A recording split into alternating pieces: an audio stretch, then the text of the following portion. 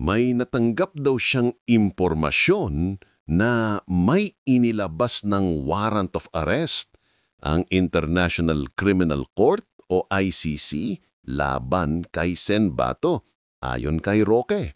At Attorney Torion, sinasabing ginagamit lang daw ang umano'y ICC warrant para ilihis ang atensyon ng publiko mula sa isa pang mabigat na kontrobersya, ang flood control scandal. Hala, nagkabistuhan na!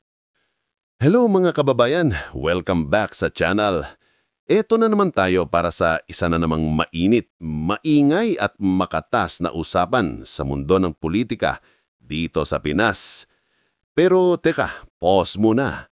Pakilike muna ang video at kung bago ka pa lang dito sa ating tahanan ng balita at kwentuhang walang takot, subscribe na.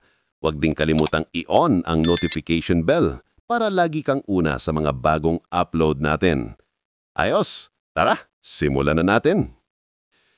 Trending ngayon ang matindi at medyo nakakaalarma na babala ni dating presidential spokesperson Attorney Harry Roque para kay Senator Bato de la Rosa.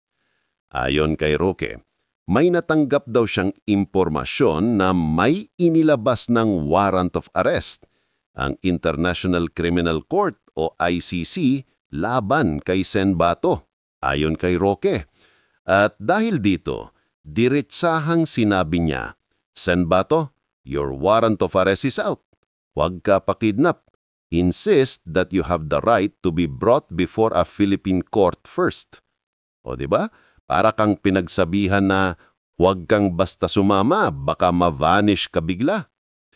Ang punto ni Roque, kung totoo man ang warrant, dapat hindi basta-basta kukunin o ilalabas ng bansa si Bato nang hindi dumaraan sa proseso ng korte dito mismo sa Pilipinas. Ito raw ay karapatan ng kahit sinong Pilipinong inaakusahan na harapin muna ang kaso sa sariling korte bago sa kahit anong foreign tribunal. Samantala, habang umiinit ang usapan, napansin din ng publiko na sunod-sunod na paglibang senador na Sen Bato sa mga sesyon ng Senado nitong mga nakaraang araw. At syempre, hindi nawawala ang haka-haka. Bakit absent? May kinalaman ba to sa ICC? May alam kaya siya? O coincidence lang? Ikaw, anong tingin mo? Pero teka, hindi pa dyan nagtatapos ang istorya. May dagdag pasabog si Attorney Israeli Tutorion, legal counsel ni Sen Bato. Sa isang panayam, sinabi niya na ginagamit lang daw ang umano'y ICC warrant para ilihis ang atensyon ng publiko mula sa isa pang mabigat na kontrobersya, ang flood control scandal. At hindi lang yon. Ayon sa kanya, pwede rin daw itong ginagamit bilang preparation o panghuhulma ng naratibo para sa posibleng impeachment complaint laban sa Vice President Sara Duterte. In short, sabi niya, diversion lang yan. Gusto lang ilayo ang publiko sa mga tunay na issue. Kung totoo man o hindi, malinaw na lumalalim ang political tension at mas dumarami ang theories ng iba't ibang kampo. Anong tingin nyo sa mga pangyayaring ito? Totoo ba ang warrant? Diversion nga ba? O may mas malaki pang nangyayari behind the scenes? Panoorin natin ang naging pagpapaliwanag ni Attorney Israelito Torion sa isyung ito. Linya ngayon si Attorney Israelito Torion. Attorney, magandang umaga po. Hello, magandang umaga po, Sir Ted. Magandang umaga rin sa lahat ng mga nanonood at nakikinig ng iyong popular na station. Opo, daghang salamat kanimo, Attorney. May paunang tanong po si Chacha. Go, Cha. Yes po, Attorney, good morning. Okay. Oo, unang tanong po muna. Yes po. Oo, may mga balita po kasi na nasa Pampanga daw po ngayon si Senator Bato. Pero nakakausap niyo po ba siya? Nasaan po siya ngayon? Honestly, hindi ko siya nakakausap. Pero yung misis niya nakakausap ko palagi. I was with his wife noong Saturday. Saturday ba yun o Sunday? Nandun sa kanilang bahay dun sa Davao. Oo, kasi tagagaling ko lang sa Davao. So, nakausap niyo po yung asawa niya mismo. Personally po Mrs. ito. Personally po. Personally, yes, Oo, personally. But si Senator, hindi po. Hindi Oo. po. Naitanong niyo po ba sa kanyang asawa kung nasaan po ngayon si Senator Bato? Hindi ko na itanong sa kanya. Hindi kami, iba yung napag-usapan namin, yung mga possible remedies. Hindi ko natanong kung saan ba si Senator. Umiiwas na rin ako sa mga tanong na ganyan kasi baka kung malaman ko, ayoko magsinungaling eh. Oo, yun lang. Opo, oo. Attorney, Yes po. oo, kasi paano po ito ngayon dahil 'di ba po may mga bali-balita nga po na posibleng meron na nga pong arrest warrant from ICC. Merong interview last time si Ombudsman Boying Remulla, inulit niya po ulit 'yon, sinasabi niya po na talagang meron daw pong inisyu na arrest warrant, though wala pang pinapakita na official copy. So ano po ba ito? Ano po ba itong dahilan? Ba't di natin mahagilap si Senator Bato ngayon? Is this for safety reason o nagtatago na po dahil mukhang totoo nga yung arrest warrant? Parang totoo na talaga ito itong arrest warrant na ito kasi maraming nang nagsasabi sa akin, although hindi ko pa talaga ma-confirm, no? At saka gusto ko lang sana makiusap na instead na i-blame natin si Senator Bato, alam mo ba na under Article 88 of the Rome Statute, ang argument nga sana namin, hindi na tayo party dyan, hindi na yan effective dito sa Pilipinas kasi under Article 127 hindi nga within 1 year yung pag-sumite doon sa appeals chamber yung Philippine situation. So supposedly wala na talaga tayo dyan. Pero granting for the sake of argument na nandyan pa tayo, under Article 88, i-ensure nga sana na meron tayong procedure under our law for any forms of cooperation. So itong surrender na sinasabi nila, under Article 89 ng Rome Statute, no, nagsasaad nga na kailangan yung surrender should be in accordance with the procedure under the Rome Statute and the procedure under their national law. Sinasabi ko na palagi, wala pa nga tayong procedure, wala tayong legal framework as to how to effectuate surrender. Hindi naman po pwede na gagawin na naman natin yung ginawa natin kay Tatay Digong, nadakpin na lang kaagad, hindi pa dinala sa competent judicial authority at saka i-surrender doon sa banyagang korte na hindi na nga tayo sana parte. So, hindi naman po pwede yun kasi meron tayong functioning court, meron tayong judicial system dito.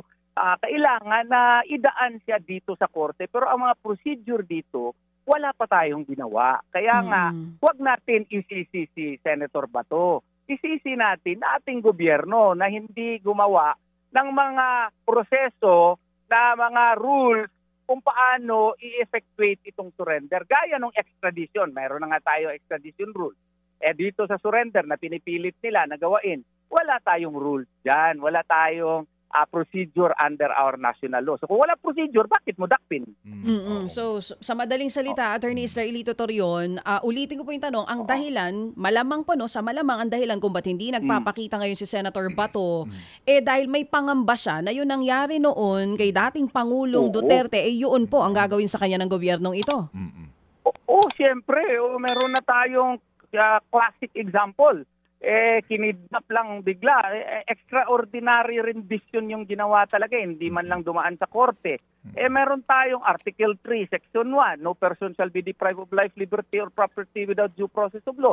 Walang due process. Diretso na lang. Dinala mo doon sa ICC. Kung i-question mo yung jurisdiction doon sa ICC, hindi rin po pwede kasi yung general rule nila, they do not concern as to how the jurisdiction over their person was acquired. Kawawa naman yung tao.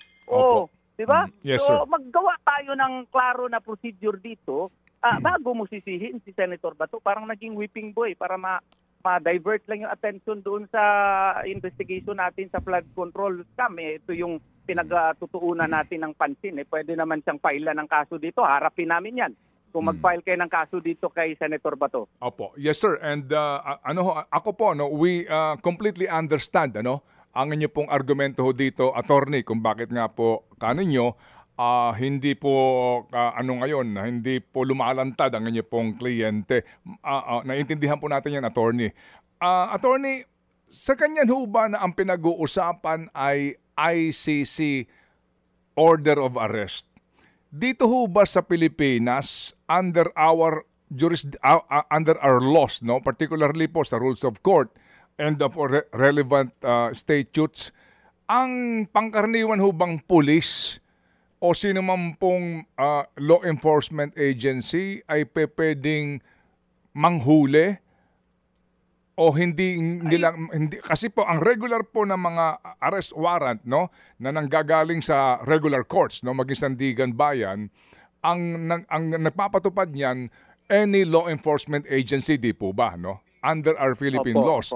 Kapag ho ganyan ba, ang pulis dito na lokal o NBI ay pwedeng mag-serve noon o special po itong order o pulis? Paano kaya? Kaya nga, sir, wala pa tayong rules. Supposedly under Article 88 po ng Rome Statute, kailangan tayo magawa ng ating sariling procedure as to how to effectuate yung mga forms of cooperation natin sa ICC. Wala tayong ginawa niyan. Dito sa Pilipinas, isang warrant of arrest lang kilala natin yung inisyu ng korte ng Pilipinas.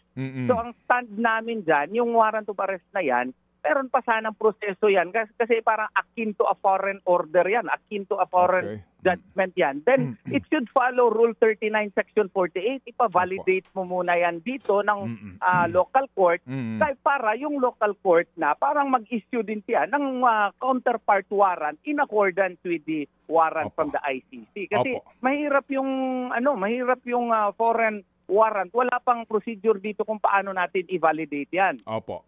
It makes sense, attorney, ha. Ito ang pinapaliwanag kasi sa mga nanonood ngayon sa atin, ha. Kasi alam niyo naman ito, dalawang grupo itong nagbabakbakan ngayon, ano. Yung mga anti-digong at saka itong pro-digong po ngayon na nagbabakbakan. Ang sinasabi ho kasi ni attorney, na itong arrest order ang gagaling sa isa pong banyagang supposed to be nga international court. Dito, pag dumating yan dito, hindi ito pangkaraniwang arrest warrant na ang sinuman pong law enforcement agency ay dapat magpatupad.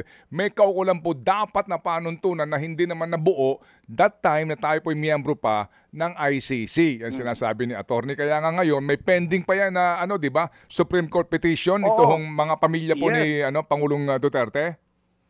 Oo, meron yung pending kasi yun nga ang nakakatawa kasi they are saying na meron silang warrant. Pinapakumpel ko naman na i-present yung warrant. Ayaw naman. Ino-oppose din tayo. Alam mo bakit? Kasi kung meron ng warrant, magiging compelling na yung motion ko na mag-issue na ng TRO. Kasi clear and urgent necessity na. Ang problema nga dito, inuulit ko, wala tayong klaro na procedure. Paano kung peke pala yung warrant? Hindi kino-confirm dito sa Philippine Court. Kasi under Rule 39 nga sana, Section 48, ipa-confirm pa yan, ipa-validate yan para mapagbigyan naman kami ng rason na makapresenta din ng ebidensya doon sa korte at mabigyan ng due process. Sige po. So ngayon, attorney, ito ho ngayon, ang tila ang sinasabi ng iba na asan na si Senator Bato kasi nung unang kinakapanayam siya, sinasabi na hindi, kung darating yan, I will face it, no?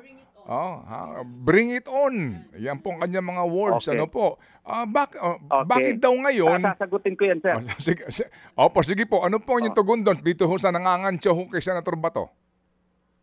Yung nangangantsaw kay Senator Bato, ipapatawarin natin yan sila kasi nga yung warrant niya, hindi pa nga pinapakita talaga. So we do not even know if it is in existence. In the meantime, yung procedure nila, isa lang. Ang procedure nila, gagawin nila yung ginawa nila kay Tatay Digong. So klaruhin nila yung rules dito kung ano ba talaga ang treatment natin, ano ang modality kung surrender talaga, what is the procedure as to how to effectuate surrender. We should have a clear-cut implementing rules and regulations in that regard. Then bring it on. Kung alam namin, then bring it on. We will face it. I'm very sure yun ang sasabihin ni Senator Bato dyan. Sige po. So ngayon po, ano po ang inyong sagot sa mga naghahanap sa kanya? Sinasabi na lugi ang bayan dahil siya tumatanggap pa rin po ng kanyang sweldo and actually allowances daw po kahit na siya ay hindi sumisipot sa kanyang trabaho in the Senate. Well, nahahappy kami dyan kasi it means na binabantayan talaga nila si Senator Bato. Meron ngang senador dyan na nung November pa, hindi nga pumapasok, hindi nila binabantayan. Yung mga congressmen nga natin, halos hindi nga pumapasok doon sa kanilang opisina, hindi nila binabantayan. Si Senator Bato lang. Thank you very much for that acute attention towards Senator Bato. But there are self-preservation kasi itong kay Senator Bato siguro I do not want to speculate kasi hindi kami nagkausap. Pero when it is your security which is at stake, when it is your very person, your personhood na, yung security mo ang at stake, damputin ka lang kaagad tapos itapon ka doon sa ICC. Hindi ka naman maka-question doon sa jurisdiction na invalidity ng arrest mo kasi ang sa kanila nga what is important is nandun ka na. Hindi naman po pwede yun. Yung kaniyang personal safety na ang nakataya dyan. Of course, he has to do something. But that is pure speculation kasi abogado niya ako, hindi naman talaga ako si Senator Bato. Sige po. So, sir, pakisabi po sa inyong kliyente na kami po ay panay ang tawag sa kanya po sa kanyang opisina para siya makapanayam at maganda nga po sana na ang mga tao pong bumoto sa kanya. Actually, surprising ang kanyang resulta nitong nagdaang pong eleksyon.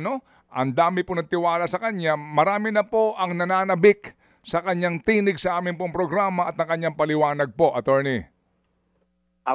Kung may magbilagro na magkausap kami, sigurado yan, Sir Ted. Isasabi ko yan sa kanila. Alam ko naman, paborito kanya, Sir. Ay, salamat nga po sa kanya pong pagpayag na sa mga nagdaang panayam. Pahabol pong tanong si Chacha. Attorney, last na lang po. Okay. May mensahe po ba kayo kay Ombudsman Remulla? Siya po yung unang nagpalutang nitong issue na ito na meron na nga pong arrest warrant si Senator Bato.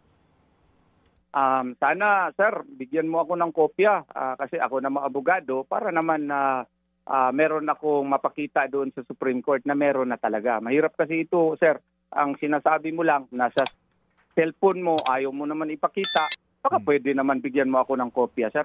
Naman mabigyan din ng kaukulang pansin ng kanyang abogado at mapakita ito sa Supreme Court at ito pala itutuo at maka-aksyon na talaga ang Supreme Court doon sa aming hinihiling po. Baka pwede lang, sir. Opo, sige po. So, Attorney, salamat po muli sa inyo pong panahon sa aming programa at kami po ay mag-aantabay sa paramdam sa amin ng inyong kliyente.